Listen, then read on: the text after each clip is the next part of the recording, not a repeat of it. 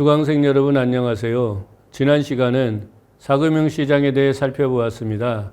이번 시간은 8.3 조치와 비은행 금융기관의 설립에 대해 설명하도록 하겠습니다.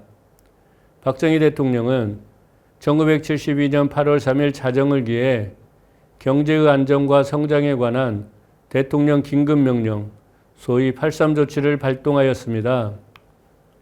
이 조치의 내용에 대해서는 뒤에서 자세히 설명하기로 하고, 여기에서는 왜 이런 혁명적인 조치를 정부가 발동하게 되었는가를 먼저 살펴보도록 하겠습니다.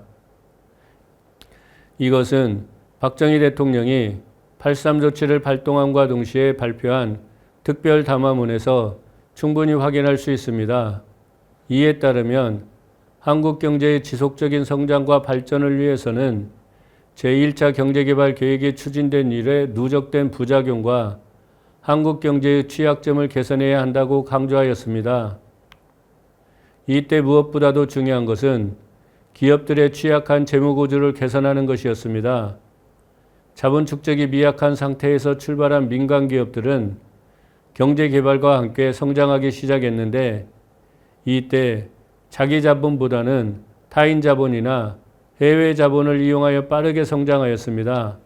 따라서 시간이 흐름에 따라 기업의 부채 비율은 점차 높아져서 1960년대 후반에는 400%에 이르렀고, 이런 상태는 개선될 기미를 보이지 않았습니다. 그런데 당시 경제 환경에서 이런 상황은 기업은 물론 국민 경제의 성장 동력을 약화시키는 것이었습니다. 우선 1965년 9월 금리 현실화 조치 이후 30%에 이르는 일반은행의 예금금리는 기업의 대출금리에 직접적인 영향을 미쳤습니다. 물론 금리 현실화 조치 이후 예금금리가 인하되면서 대출금리도 인하되었지만, 정책금융을 제외한 일반 자금 대출금리는 1971년 6월까지만 하더라도 24%였습니다. 여기에 기업들은 제도 금융시장에만 의존한 것이 아니었습니다. 지난 시간에 설명했듯이 기업들은 사채 시장에서 상당 부분의 자금을 조달하였습니다. 이 그래프는 1965년 9월 금리 현실화 조치 이후에서 1972년 8.3 조치가 취해지기 전까지의 공금융시장과 사채 시장의 이자율 추이를 비교한 것입니다.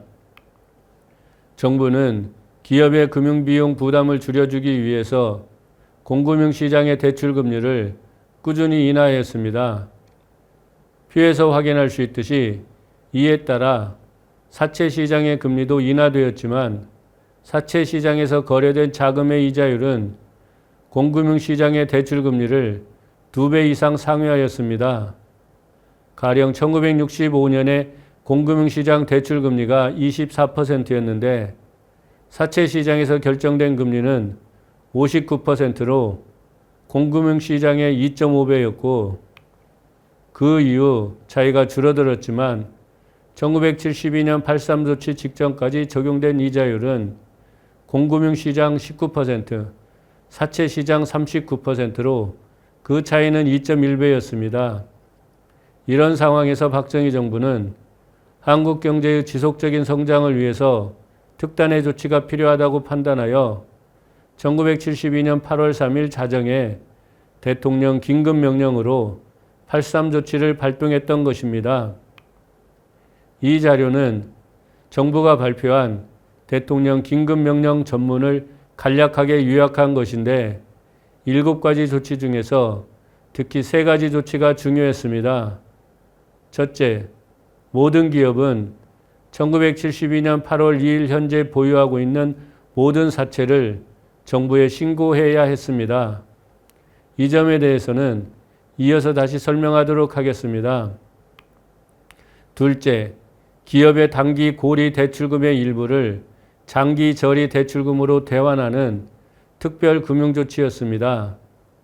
이 조치에 따르면 1972년 6월 말 기준으로 기업에 대한 단기 대출 잔액의 30%를 연리 8%, 3년 거치 후 5년 상환에 대출금으로 전환하도록 강제하였습니다.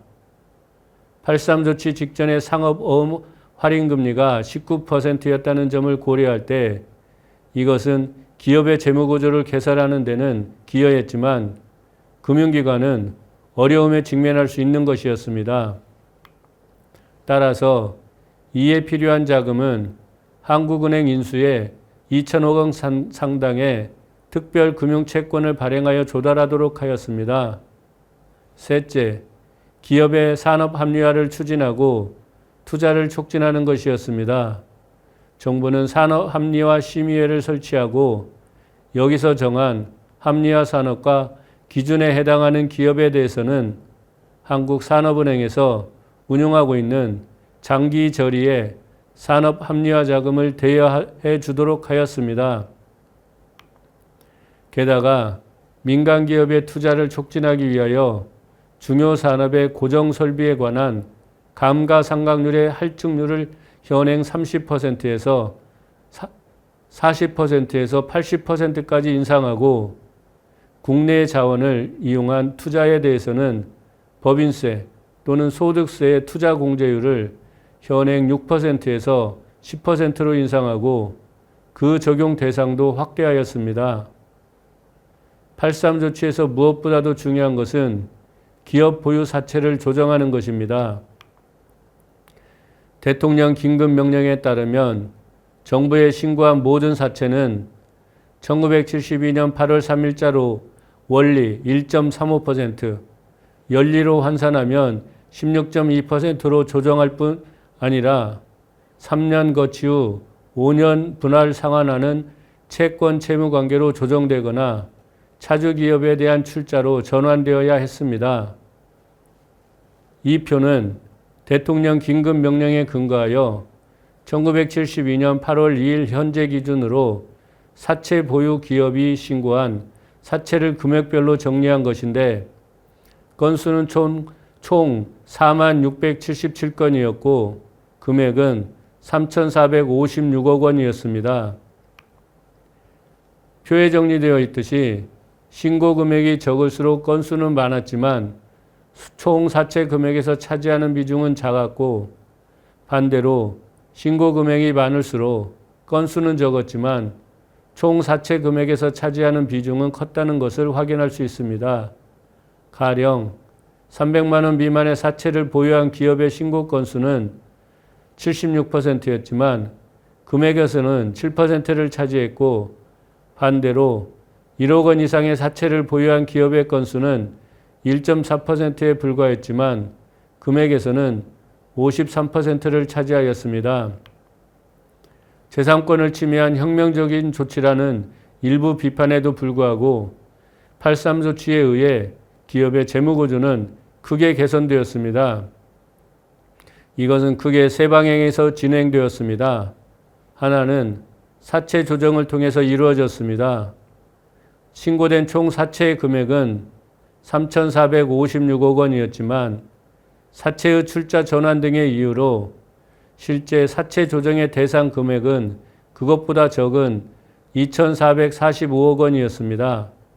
그렇지만 이 사채 조정을 통해 금리가 30% 후반에서 16.2%로 대폭 인하되었습니다.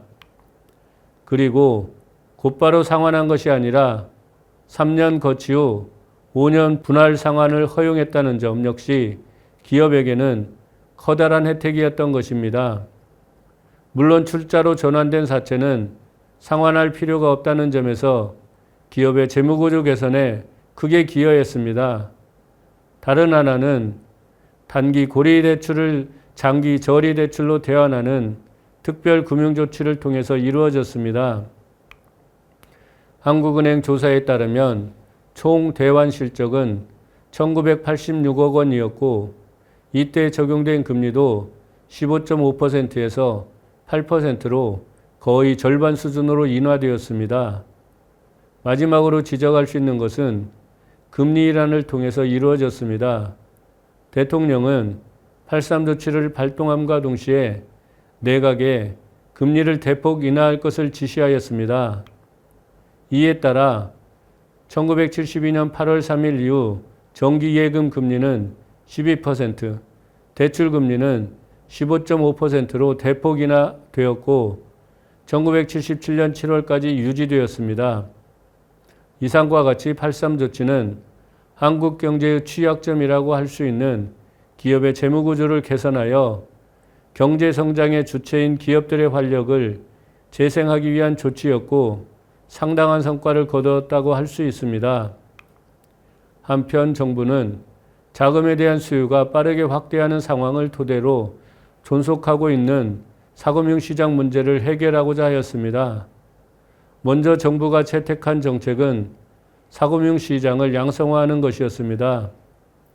이 표는 8.3 조치 직후 설립된 금융기관을 정리한 것입니다. 표에서 확인할 수 있듯이 이때 설립된 금융기관은 은행법에 근거하여 설립된 것이 아니라 각각의 설립법에 근거하여 설립되었습니다.